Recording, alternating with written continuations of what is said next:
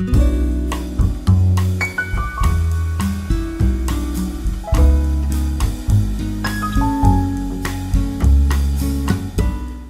there, YouTubers and vinyl community.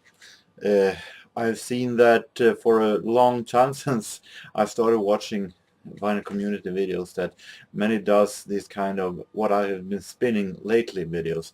I've been horrible poor to do videos like that, mainly because, as I said in a video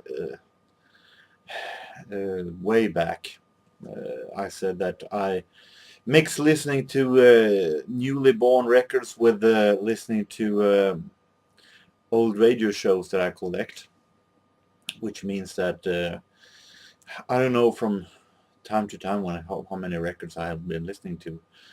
But now for a while I've been listening to many records. Maybe I've been very much influenced by you out there at the vinyl community, you vinyl community friends. Uh, so I started to listening even more to vinyl. Maybe that is the case. So I have now for once collected a little stack of records that I've been showing in recent vinyl updates or vinyl LCD updates that I'm going to do, that I've been listening to lately, and I'm going to do some mini reviews of what I think of them after I have been listening to them. So let's move on now to the first ones, the records that I am a little bit disappointed with, that may or may not stay in the collection. First of all, maybe the records that I was most disappointed with. I'm talking about this one. This is Carole King's Speeding Time from 1983. I've been started to collecting Carole King records now, and I was happy to find this one in Stockholm in a second-hand store called Emmaus, and hoping that this would be something of the Carole King that we all know and that many of us love. But boy, was I disappointed. This was not what I wanted. This was Carole King with a whole lot more synthesizers, and normally that would not be a problem for me because I love the 80s music, but in right time and right place, Carole King does not have the voice to sing some 80s synth pop style, and not only is it the production not fitting with Carole King's voice, is also the melodies are very stale. We're not talking miles from I Feel the Earth Move or Tapestry or something like that. It's very lame. It's the synthesizers are not good. I couldn't bear listening to the first side. I flip side before side one was finished played because I felt this was so boring. Got a little bit better, not much, but a little bit better in side B. So Ready for Love is a great song nonetheless. I don't know whether or not I'm going to keep this in my record. Probably I will, but only for the collection. I want to start collecting Carole King albums, and then this one needs to complete the collection, but that might be the only reason. Not a good album. Another album that I had pretty high hopes for, since the previous albums were pretty good, was this. This is Kenny Rogers, The Heart of the Matter. I bought it because it's produced by George Martin, and I felt like, why not? This could be good. I was hoping for an album filled with some experiments with some interesting sounds and so on.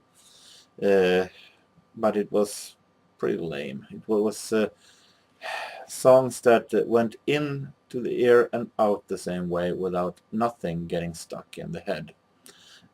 I'm not going to say that it is worthless. It's better than the Carole King album, but still But it is melodies that it doesn't do me anything. We're having here the David Foster song "The Best of Me" that was made 1 year after this album was released by David Foster in duet with Olivia Newton-John, and that version is so much better in my opinion. It's very maybe it's because I heard that version first, but it's this album was very anonymous and uninteresting in my way. I feel like the albums he did with Jay Graydon and Lionel Richie as a producer is way much more interesting. So this one is definitely, it's most likely not going to the collection. Now I'm going to do this video's hardest review, toughest review. This is Nick Berry. I bought it a couple of months ago. Nick Berry, self-titled album from 1986. Nick Berry is a British actor who is famous for his role in series like EastEnders, and is also famous for being the good guy cop Nick Rowan in Heartbeat. And I haven't seen him in EastEnders, but I have seen him in Heartbeat, and I like his role there. He does a good job as the all-around good guy cop that tries to please everyone, and I think it's an okay actor. But as a singer, sorry for the expression, but he totally suck. He is a horrible singer that misses tones. He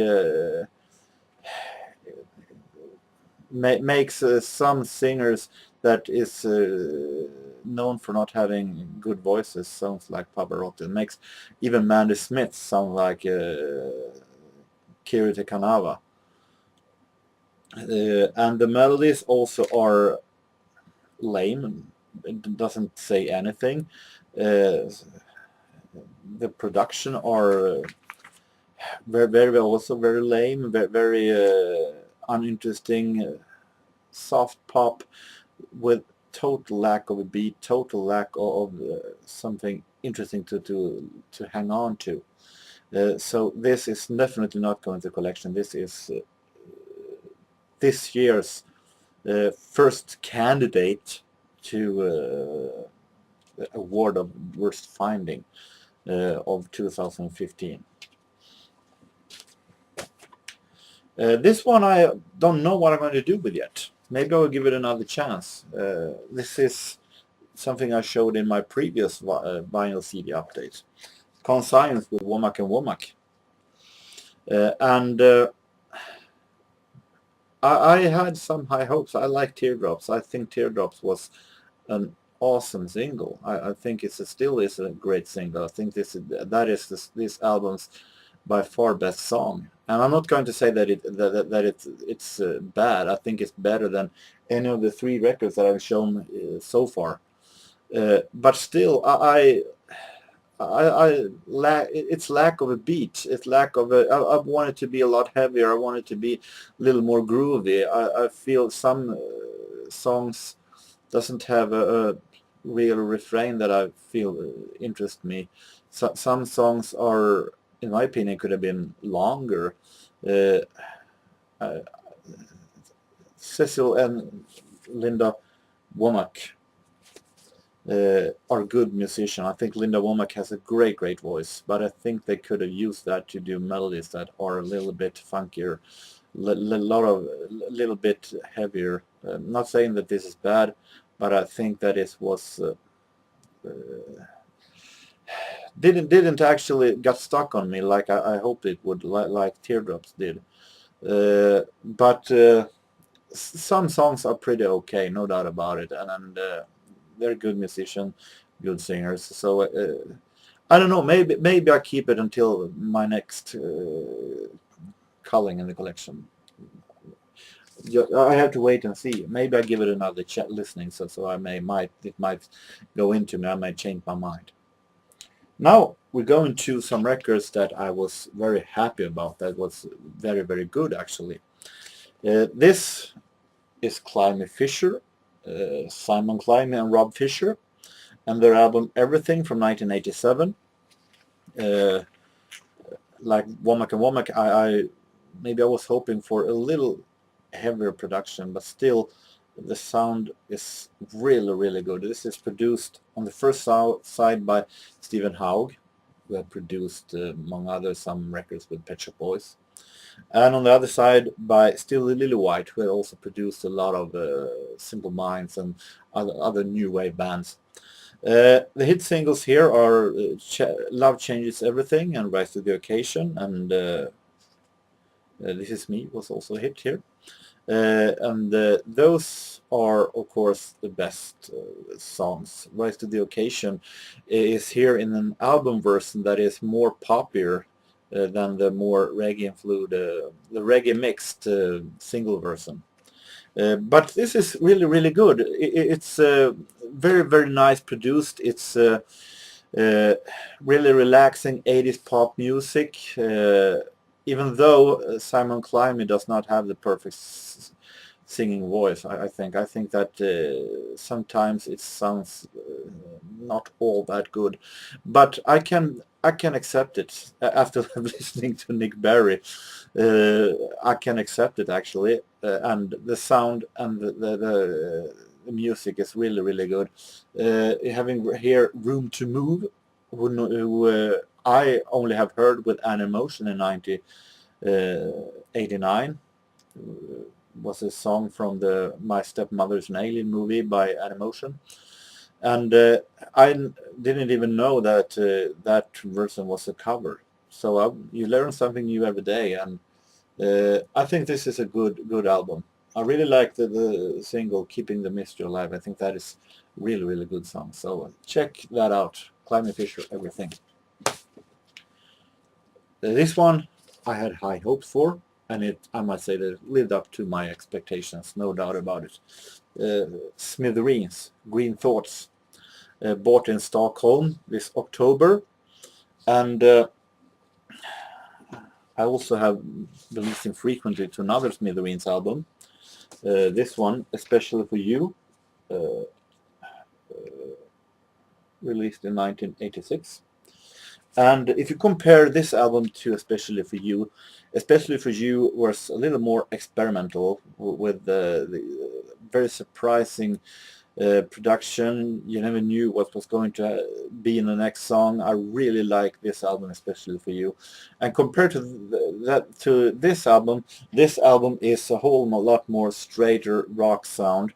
And I think that is really, really good also, even though I feel like maybe Especially for You was a little bit stronger. But nonetheless, this is a great, great album. Only a Memory to me is a 80s indie rock classic. It is a song that I listening to many, many times. I like that song so much. And having a lot of some experimental here. You're having a song here, looking at papers. I've been doing a little researching, written down a little bit. You're having a song called Something New here.